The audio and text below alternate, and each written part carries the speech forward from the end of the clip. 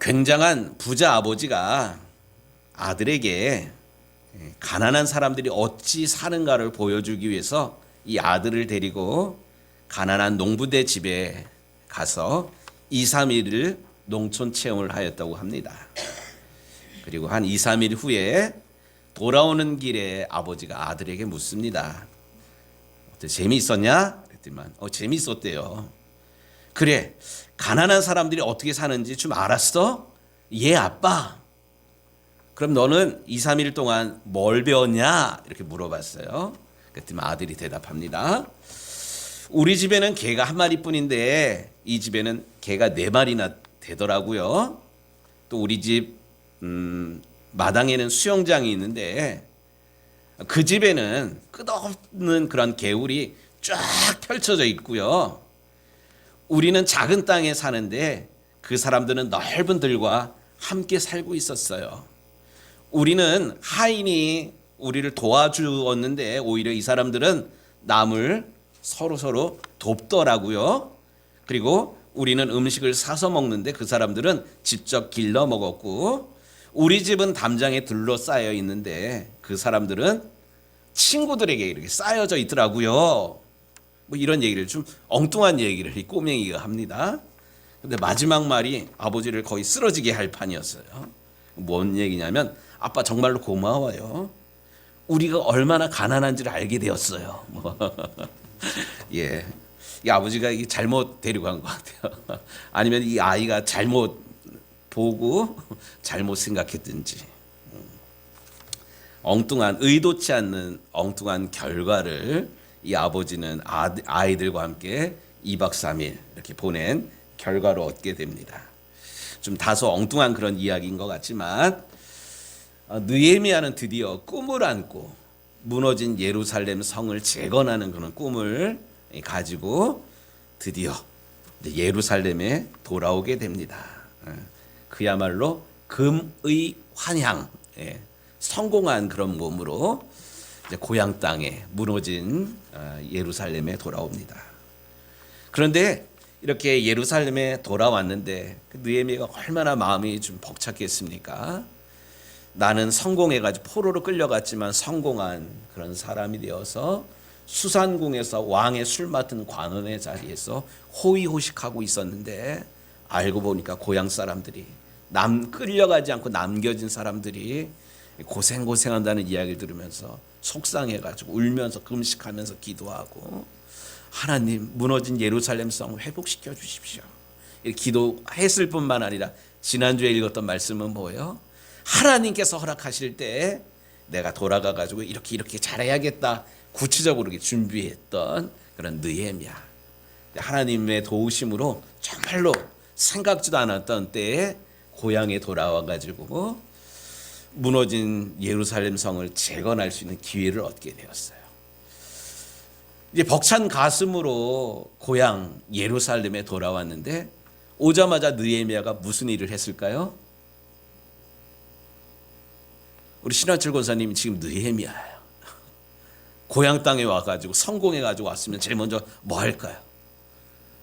친구들 만나가지고 나 성공했어, 뭐 저녁도 쏘기도 하고 뭐 여러 가지 일을 할 것 같은데, 오늘 말씀, 우리 10절 말씀 좀 같이 좀 읽겠습니다. 내가 예루살렘에 이르러 머문 지 사흘 만에 내가 내 하나님께서 예루살렘을 위하여서 무엇을 할 것인지 내 마음에 주신 것을 내가 아무에게도 말하지 아니하고. 도착한 지 사흘이 되었지만 느헤미야가 지금 아무것도 지금 안 하고 있어요. 왜 안 했을까요? 먼 거리를 지금 달려왔어요. 수산궁으로부터 예루살렘까지 거리는 뭐 서울에서 부산 가는 그 길이로는 뭐 비교 안 될 정도로 먼 나라로부터, 물론 말을 타고 왔지만 여독에 좀 지쳐 있어요. 나만 지쳐 있는 게 아니라 같이 온 그런 사람들도 있잖아요. 그러니까 급한 마음에 막 서둘러가지고 그 다음날 아침부터 뭐 막 퇴근해가지고 이거 하자 저거 하자, 뭐 사람들 모아라 보고해라, 뭐 이런 얘기 전혀 하지 않고 아무것도 하질 않고 쉬었습니다. 우리 속담에도 그런 말 있잖아요. 급하다고 바늘 허리에다가 실 끼워서 못 쓴다 뭐 이런 말 있잖아요. 우물가에 가가지고 숭늉 못 찾는다 뭐 이런 말도 있잖아요. 어쨌든 느헤미야는 예루살렘 성을 빨리 재건하고 하루라도 빨리 돌아가야 되는 급한 마음이 있었지만 그 어디도 서두르는 모습이 전혀 없었습니다. 이 독일 속담에요. 오네 하스트, 아버 오네 라스트 뭐 이런 말이 있어요. 급하지만 서두르지 말아라. 그렇다고 쉬지도 말아라. 뭐 이런 말이 있어요. 우리가 잘 알고 있는 토끼와 거북이 이야기 알잖아요. 토끼랑 거북이랑 여기 딱 해가지고 달리기를 했는데 토끼가 막 달리다 보니까 거북이가 눈에 안 보여. 헤헤 요놈 한잠 자고 가야겠다. 자다가 깨니까 거북이가 안 보여요. 아직 못 쫓아온 게 아니라 거북이가 밟아서 저 골라인까지 가는 그런 거예요. 그러니까 부지런히 쫓아가 봐야 토끼는 이미 진 거야. 급한 마음에 서두르지도 않고 그렇다고 안심하면서 쉴 수도 없는 그런 상황이었습니다. 저는 오늘 말씀을 준비하면서 우리의 인생도 이러한 느헤미야를 본받게 되기를 원합니다. 처음에만 반짝했던 그런 인생이 아니라 하나님 앞에 갈 때까지 하나님 앞에 서야 하나님 앞에 서서 착하고 충성된 놈이라고 칭찬 들어야 그게 진짜야. 그래서 제가 늘 드리는 말씀이 있잖아요. 우리의 인생이 녹슬어서 못 쓰는 인생이 아니라 하나님 앞에 갈 때까지 마르고 닳도록 처음 마음 그대로 변하지 않고 지속되는 그런 성도가 되자는 이런 말씀을 제가 꽤 여러 번 드렸지 않습니까? 그렇다고 서두르는 그런 것이 아니라 비록 더딘다 할지라도 우리가 생각하는 것처럼 계획에 착착 떨어져 가지고 진행되지 않는다 할지라도 처음 마음 그대로 변하지 않고 기도하면서 한 걸음 한 걸음 한 걸음 나아가는 우리의 인생이 되기를 다시 한번 주의 이름으로 축복합니다. 그런데 느헤미야가 이렇게 계속 쉬지만은 않았어요. 오늘 보니까 11절 12절 이렇게 말씀을 보니까 밤에 일어나서 몇몇 사람과 함께 나갈새 내가 탄 짐승 외에는 다른 짐승이 없더라. 다른 사람들 아무도 없다는 그런 얘기예요. 한밤중이니까 다 잠들었겠죠. 그 밤에 골짜기 문으로 나가서 용정으로 분문에 이르는 동안에 보니 무너진 예루살렘 성을 느헤미야가 직접 걸으면서 물론 말을 타고 갔겠지만 직접 눈으로 확인을 합니다. 내가 수산궁에 있을 때 무너진 예루살렘 성에 대한 이야기를 사실 들었거든요. 잡혀가기를 면하고 살아남은 자들이 고생하고 있고 또 남은 예루살렘 성은 불탔고 이런 이야기들을 들어서 그 이야기를 듣고 슬퍼서 울면서 하나님 앞에 기도했던 느헤미야. 근데 직접 돌아와 가지고 3일 동안은 쉬고 공식적인 일들을 시작하기에 앞서서 직접 현장에 나가봤어요. 그렇게 나가 보니까 예루살렘 성벽이 다 무너졌고 성문은 불탔더라. 또 앞으로 나아가 샘문과 왕의 못에 이르는 동안 탄 짐승이 지나갈 곳이 없는지라. 왜 짐승이 지나갈 곳이 없었을까요? 길이 끊어져 버린 거예요. 다 망해버린 그런 거예요. 길도 사람이 다닐 수 있는 길을 넘어서 짐승조차 한 발자국도 뗄 수 없는 그런 절벽, 낭떠러지로 예루살렘 성이 망해버린 것입니다. 정말로 직접 이렇게 보니까 수산궁에서 소문으로만 듣던 것보다 더 심각했어요. 가슴이 미어지도록 아팠고 속상했습니다. 사실 느헤미야는 이렇게 무너진 예루살렘 성을 재건하기 위해서 여기까지 왔어요. 이 느헤미야의 사명이에요. 무너진 예루살렘 성을 재건하는 것. 그런데 우리는 여기서 느헤미야가 가지고 있는 리더십을 좀 읽을 수가 있어야만 합니다. 그게 뭐냐면 느헤미야가 무너진 예루살렘 성을 재건하기 위해서 온 아닥사스다 왕을 대신해서 온 유대 총독이에요. 총독의 자리로 성공한 고향 사람, 이 총독의 자리로 와서 내가 내일 아침 이 예루살렘 성을 초도 순시하려 그러니까 알아서 준비해요. 뭐 이렇게 얘기를 했다면 밑에 있는 사람들이 어떻게 했을까요? 뭐 총독님이 오신다니까 뭐 길 닦고 길 쓸고 뭐 위험한 것 뭐 치우고 막 이랬을 거예요. 근데 느헤미야는 그러질 않고 직접 아무에게도 이야기하지 않고 그 현장을 직접 발로 밟으면서 목도하고 또 기도하고 또 하나님 어떻게 해야 됩니까? 하나님이 도와주셔야만 이 예루살렘 성을 재건할 수 있습니다. 이렇게 기도했습니다. 우리 은택 집사님, 우리 영상 좀 하나 좀 틀어봐 주시겠어요? 이거 어떤 방향인지 완전히 특상적이고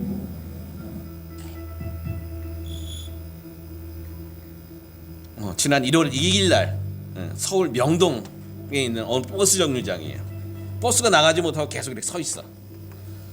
가는 곳에 가는 곳으로 주소하고 있는 거 봐봐요.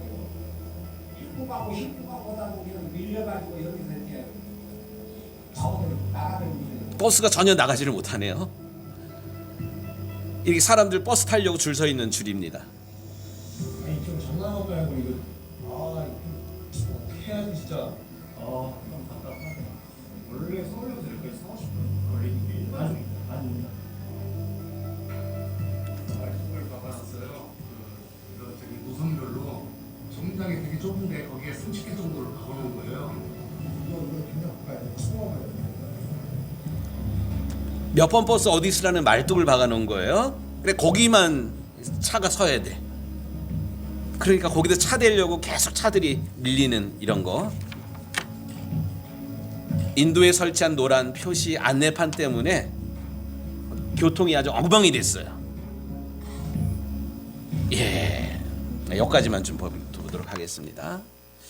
이 뉴스 이제 SBS 8시 뉴스에 나온 그 이야기인데 처음 나온 이야기가 이거 탁상행정이라고. 탁상행정이 뭐예요? 공무원님들이 현장에 안 가보고 서류상으로 꾸미는 거야.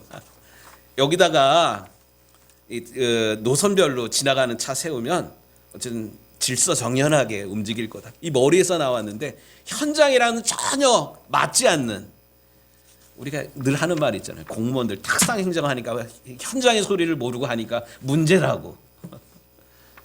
그러니까 느헤미야도 바로 탁상 행정을 만약에 했다면 서류로 보고받고 또 공무원들 시켜가지고 뭐 이렇게 했더라면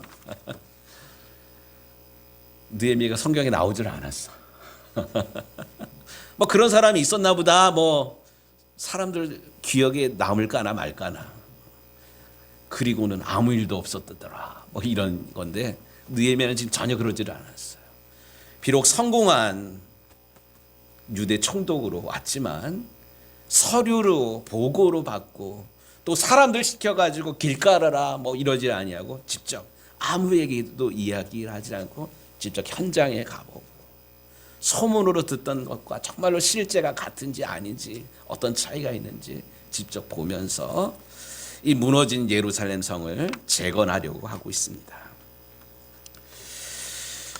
흔히 이 선교사님들이 하시는 그런 말씀이 있어요. 최고의 선교에 동참하는 방법은 뭐냐면 현장에 가보는 그런 거예요. 우리 지난주 월요일 날부터 금요일 밤 비행기로 우리 양 권사님, 중앙연회 여선교회 회장님이랑 몇몇 분들이 어디야? 킬링필드, 캄보디아, 캄보디아를 다녀오셨어요. 예. 또 작년 요맘때 우리 유정교회는 어디 갔다 왔어요? 태국을 갔다 왔잖아요.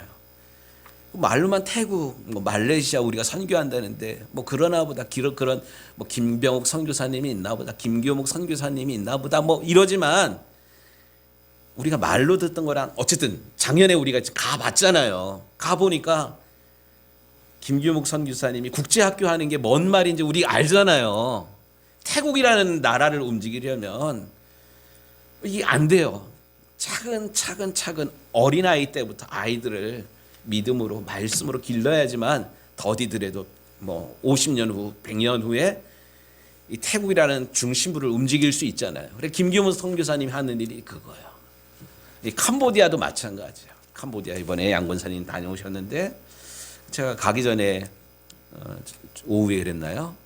혹시 가면 제 아주 가까운 후배 목사님이 거기서 신학교 사역을 하는데 안부나 전해줘요 뭐 이랬거든요. 그러니까 아까 얘기 들으니까 양 권사님이 제가 하는 말을 뭐 귀담아 안 들었나 봐요. 그 선교사님이 캄보디아 땅이 얼마나 큰지는 잘 모르겠는데 설마 만날 수 있을까나 뭐 이랬는데 직접 만났다는 그런 거예요. 아주 훌륭한 분이 훌륭한 사역을 하고 있다. 뭐 사진까지 이렇게 저한테 그 선교사님이 유정교의 양권사님이라는 분을 만났어요. 그래가지고 사진을 저한테 보내주셨어요. 어쨌든 이제 캄보디아가 우리 양권사님에게는 다르게 보일 거예요. 왜? 직접 가봤으니까. 가서 선교사님이 또 다른 선교사님들이 그 나라에서 킬링필드의 땅이에요. 죽음의 땅이에요. 그 땅을 어떻게 복음으로 말씀으로 세우는지 직접 봤기 때문에 선교에 대한 그런 가슴이 좀 달라져요. 최고의 선교 방법은 뭐 기도하고 선교 헌금 보내는 것도 중요하지만 더 중요한 거 현장에 가보는 그런 거예요. 마찬가지예요. 올 한 해 우리 유정교에게 하나님께서 주신 표가 있어요. 비전이 있어요. 하나님의 마음을 품은 교회, 하나님의 마음을 품은 성도들, 하나님의 마음을 품은 사역들. 하나님의 마음으로 우리 가정을 보는 거야. 우리 예수 잘 믿는 또 믿음이 있다고 하는 우리 권사님들 가정이잖아요. 하나님의 마음으로 우리 가정을 만약에 바라본다면 다른 사람들이 보는데 아이 권사님 할렐루야 이런 거 말고 실제로 우리 가정의 모습을 우리 하나님이 바라보신다면 뭐라고 하실까? 하나님의 관점으로 내가 우리 가정을 다시 보는 거예요. 우리 일터를 내가 땀 흘려 일하는 그런 직장을 하나님의 관점으로 보는 그런 거예요. 오늘 느헤미야가 책상머리에 앉아가지고 서류로 또 다른 사람들의 이야기를 듣고 뭐 일들을 행한 것이 아니라 다 중요해요. 해야 할 일들이 산적해 있어요. 하지만 모든 일에 앞서 직접 하나님의 마음을 품고 하나님의 눈으로 하나님의 시각으로 땅을 밟으면서 직접 봤던 그런 것처럼 저는 우리 유정교회 성도들이 올 한 해 급하게 일을 하는 그런 것이 중요한 것이 아니라 또 내 소견에 오른 대로 내가 하고 싶은 일들 막 하다가 나중에 지쳐버리는 것이 아니라 정말 하나님의 눈으로 하나님의 관점으로 우리의 일터를 가정을 교회를 교회 구석구석을 바라보는 이런 믿음의 눈이 열리는 올 한 해가 되기를 주님의 이름으로 축복합니다. 근데 오늘 이제 말씀을 읽다 보면 느헤미야가 서두르지 않았다. 하나님의 관점으로 직접 땅을 밟으면서 바라봤다. 이걸로 끝나질 않아요. 우리 10절 말씀을 좀 보도록 하겠습니다. 17절 말씀. 후에 그들에게 이르기를 우리가 당한 곤경은 너희가 보고 있는 바라. 예루살렘이 황폐하고 성문이 불탔으니 자 예루살렘 성을 건축하여 다시 수치를 당하지 말자 하고. 예, 이 말이 뭔 말이냐면 저는 느헤미야를 읽으면서 느헤미야에 대해서 연구하면서 느헤미야를 닮고 싶은 마음이 굴뚝같이 일어나면서 느헤미야의 공감하는 그런 능력을 좀 나도 배워야겠다 이런 생각을 참 많이 합니다. 무슨 능력이요? 공감 능력이에요. 공감. 따라하겠습니다. 공감 능력. 공감 능력. 이게 뭔 말이냐면 내가 수산공에서 성공한 사람으로 소문으로만 듣던 그런 것을 직접 눈으로 이렇게 보게 되니까 예루살렘 성벽이 성문이 무너져 버렸어. 불타다가 무너져 버렸어. 길도 끊겼어. 내가 먼 곳에서 들었을 때도 속상했는데 직접 와서 보니까 더 황당한 거야. 근데 한 번 본 내 마음이 이렇게 황당한데 이 땅에 살아남아 있는 살고 있는 사람들의 마음은 얼마나 무너졌을까. 이것을 생각하니까 막 속상한 거예요. 그래서 하는 이야기가 이거예요. 우리가 당한 고난 곤경은 너희도 보고 있는 바라. 내가 한 번 봤는데 이렇게 속상한데 여러분들의 마음이야 오죽하겠습니까? 아이고 너무나도 마음이 무너집니다. 이게 공감해 주는 거야. 공감. 근데 공감해 주는 걸로 끝나는 게 아니라 예루살렘이 황폐하고 성문이 불탔으니 자 예루살렘 성을 건축하여 다시는 수치를 당하게 하지 마십시다. 뭐 이거예요. 우리가 이렇게 주저앉아 있을 것만이 아니라 다시 성벽을 재건해 가지고 다시는 이런 어려움들이 없도록 하십시다. 이러면서 방향을 제시를 한 거예요. 근데 방향을 제시하는데 우리가 일어나서 성벽을 재건하십시다. 이걸로 끝난 게 아니라 중요한 게 이거예요. 18절 말씀.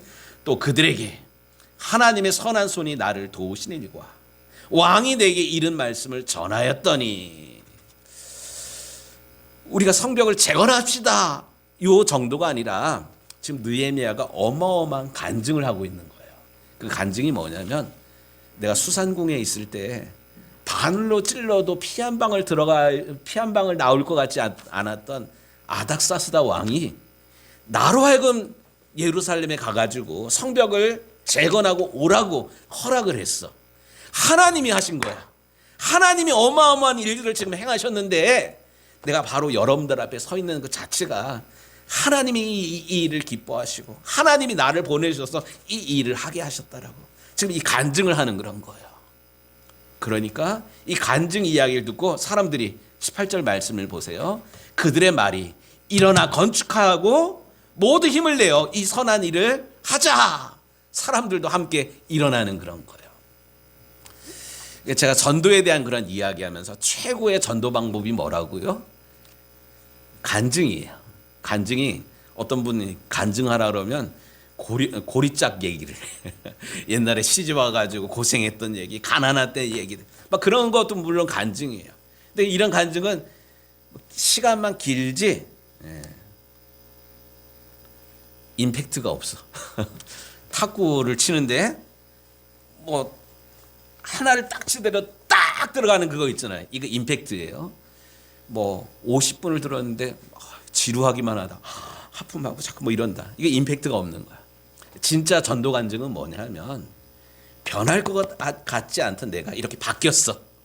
이게 어떻게 바뀌었나? 하나님이 나를 구원하여 주셨고 하나님이 나를 이렇게 변화시켜 주셨습니다. 변화된 나를 보십시오. 변화된 나를 보니까 하나님 분명히 살아계십니다. 나와 함께 우리 하나님 믿으십시다. 이게 간증이에요. 그래서 이 전도 책자에 나오는 그런 말인데, 억지로 소를 물가까지는 데려갈 수 있지만 소에게 물을 들이키게 할 수가 없다 그럽니다. 근데 물가까지 끌려온 이 소가 물을 들이킬 수 있는 방법이 하나가 있어요. 소 주둥이에다가 뭐를 잠깐 조금 주라고요? 소금 맛이 짭짤하니까 입맛을 다시면서 소가 물을 들이킵니다. 저는 2024년 우리 살아가는 우리가 우리의 삶 가운데 여기까지 도우시고 일마다 때마다 우리와 함께 하시며 우리보다 앞서 행하시는 하나님을 체험하는 2024년이 되기를 원합니다. 이런 놀라운 간증, 이 간증이 실제로 살아있음을 통하여서 변화된 나를 통하여서 우리 가족들에게, 제일 힘든 전도가 누구라 그래요? 가족들 전도하는 거라 그러잖아요. 특별히 우리 자녀 세대들, 우리 아들놈도 내 말 안 들어. 이게 다 모든 가정의 숙제예요. 그런데 가장 나를 잘 알고 있는 우리 아이들마저도 우리 엄마가 신앙생활 오래 하더니만 2024년도 접어들더니만 우리 엄마가 진짜로 바뀌었네. 우리 아이들에게 놀라운 충격일 뿐만 아니라 우리 엄마가 왜 바뀐 거지? 우리 아빠가 왜 바뀐 거지? 정말로 하나님이 살아계시는구나 이러면서 이 아이들이 처음에는 교회 다 다녔잖아요. 우리 아이들. 이게 옛날 이야기로 끝나는 것이 아니라 다시 잃어버렸던 믿음, 잃어버렸던 신앙, 하나님을 향한 열심이 다시 살아나게 되는 2024년이 되기를 우리 주님의 이름으로 축복합니다. 오늘 느헤미야의 이야기가 바로 이 이야기예요. 급하게 서두르지 아니하고 책상 머리에 앉아가지고 이렇게 계산한 그런 게 아니라 직접 하나님의 마음으로, 하나님의 시선으로 무너진 예루살렘 성을 바라봤을 뿐만 아니라 내가 경험한 하나님을 간증하면서 낙담하고 있는 예루살렘 성을 이렇게, 예루살렘 성 사람들을 일으켰던 것처럼 우리의 인생이, 우리의 남은 생애가 이렇게 느헤미야처럼 쓰임받게 되기를 다시 한번 우리 주님의 이름으로 축복합니다.